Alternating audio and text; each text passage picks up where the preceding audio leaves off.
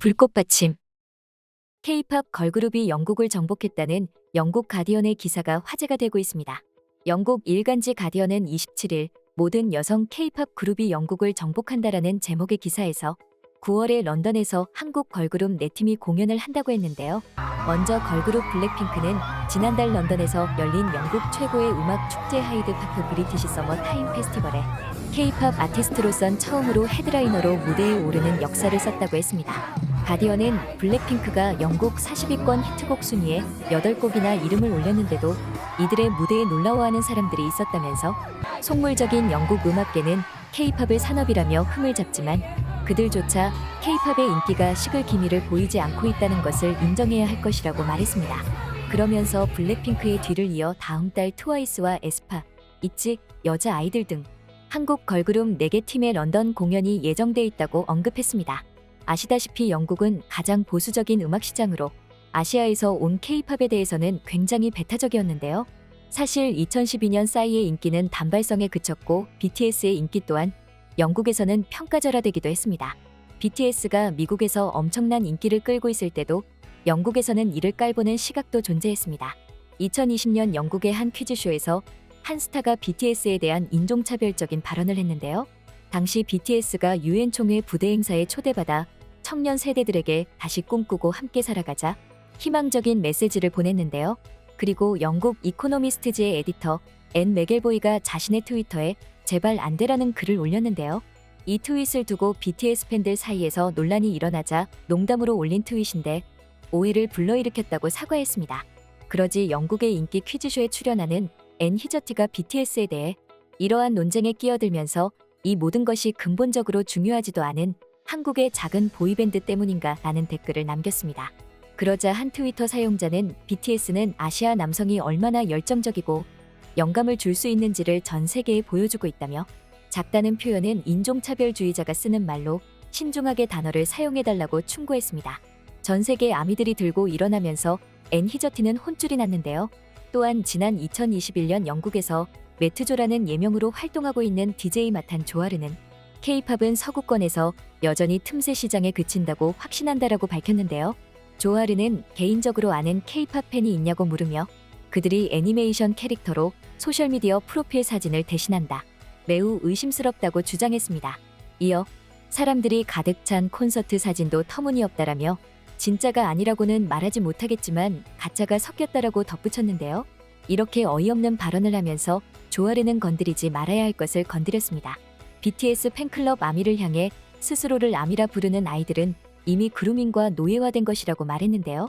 이에 전 세계 아이들이 들고 일어나 조아르를 비난하기 시작했고 상상할 수 없는 일들이 벌어지자 다음날 아시안에 대한 경멸적 발언에 사과한다라며 누군가를 상처 주려던 의도는 아니었다고 말했습니다.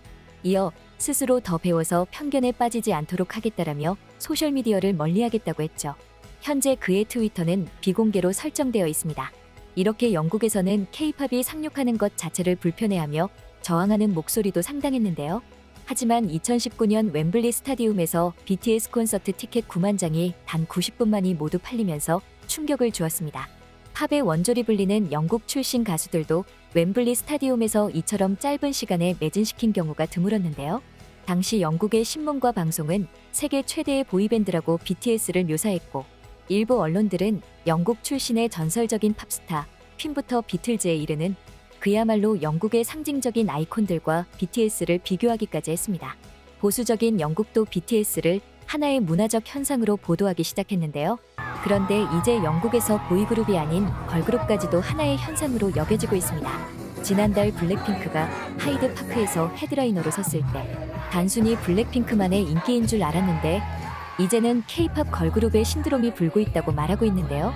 이달 초에는 걸그룹 마마무가 콘서트 영상으로 영국 영화관 스크린에 올랐고 걸그룹 피프티피프티와 뉴진스도 올해 영국 차트에 진입했습니다.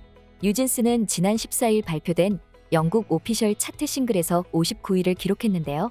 이것은 발매 일주일 만에 이룬 성과로 뉴진스의 영국 차트 최고 순위입니다. 영국 가디언은 블랙핑크가 영국 오피셜 앨범 차트에서 1위를 차지하고 오피셜 싱글 차트에 8곡을 올렸음에도 몇몇 영국인들은 블랙핑크의 빅 이벤트에 대해 놀라워했다고 했습니다.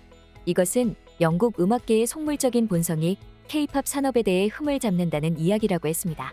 그러면서 이제 K-팝 음악의 거대한 매력이 둔화될 기미를 보이지 않고 있다는 것을 인정해야 할 것이라고 강조했습니다. 사실 그동안 전 세계에서 알아주는 걸그룹이라고 하면 영국 걸그룹을 떠올렸는데요.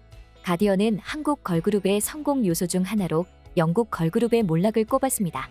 과거 인기를 끌었던 걸스 얼라우드, 스파이스 걸스, 더 세터데이즈처럼 대중적인 걸그룹을 더 찾기 힘들다고 말했습니다.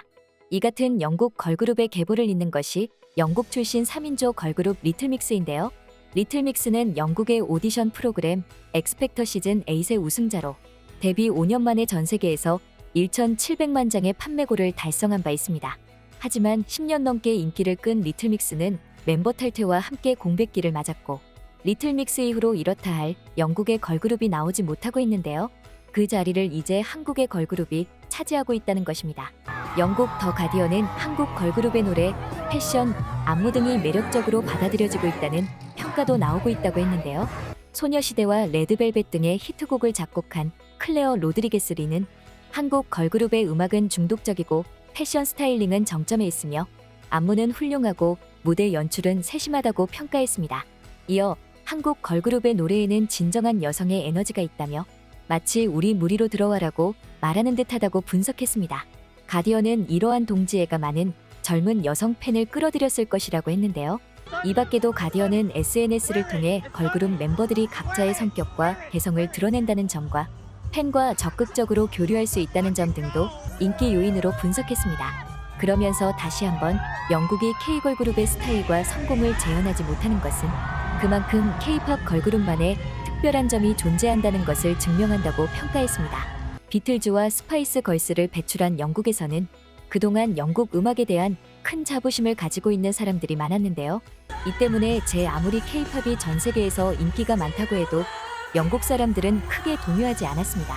하지만 이제 영국에서 K-팝은 하나의 현상으로 신드롬이 생겨나고 있으며 보이그룹에서 걸그룹까지 열광하고 있습니다. 문학이면 문학, 영화면 영화, 비틀즈를 비롯해 20세기를 점령한 팝과 록, 잉글랜드 프리미어 리그, BBC, 인터넷 월드와이드웹 창시자의 나라, 영국의 대중문화가 아니라 세계 대중문화라 할 만큼 영국은 명실공히 세계적인 문화 강국인데요.